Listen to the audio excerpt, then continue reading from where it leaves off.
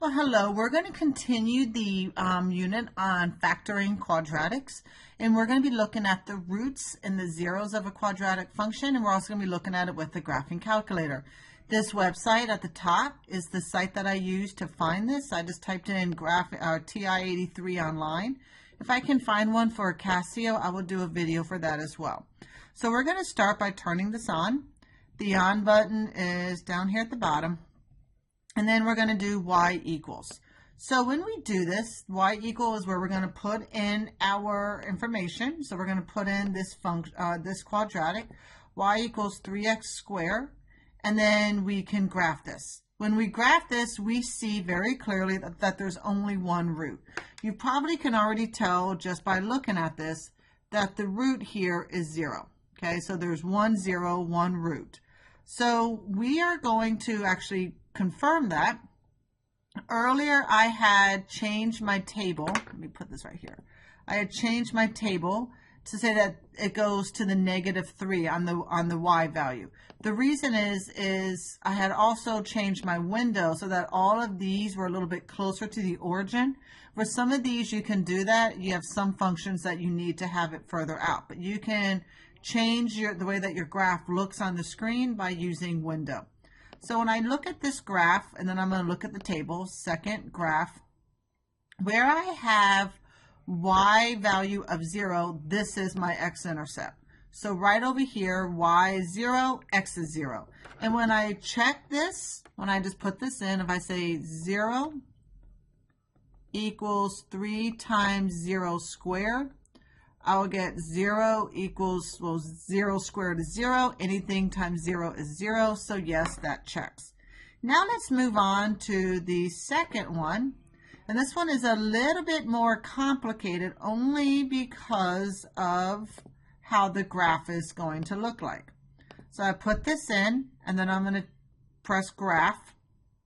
And then looking at this again, we already know that our window, the values go by 1, and we have from -5 to 5 on both the x and the y. So this one, you can tell by looking at it, it's either -1 or very close. This value here is not an integer, so we're going to need to look at this. So we can again also go to table, so second graph, and where we have this y value of 0, we have an x value of -1. So we know that one of our roots is, -1. So we need to figure out what the other one is. We can see here where x is 0 and then x is 1, we have -2 and 2, so it's close to this. So let's go ahead and figure out the exact value. So press second trace for the calc key, and we want to find the 0, so you can just press 2 on the calculator. Now we will need to figure out the left bound and the right bound of this root. So actually, let me start over again here because something didn't, I didn't like how something happened. So second trace and 2.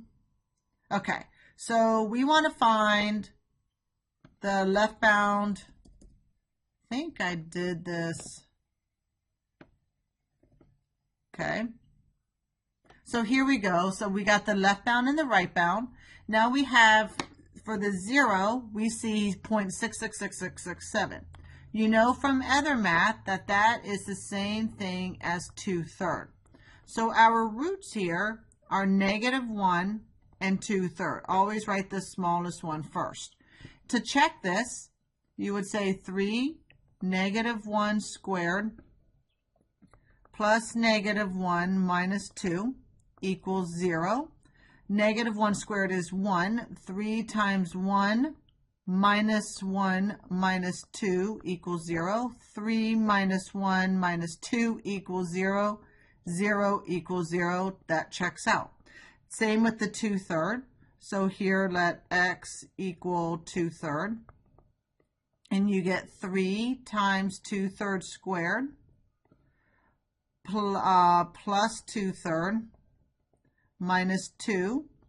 2/3 squared is 4/9, so 3 times 4/9 plus 2/3 minus 2 equals 0.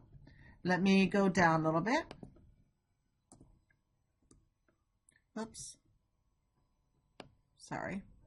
Then need more room. 3 times 4/9 is 4/3 plus 2/3 minus 2. I put that minus 2 twice, sorry.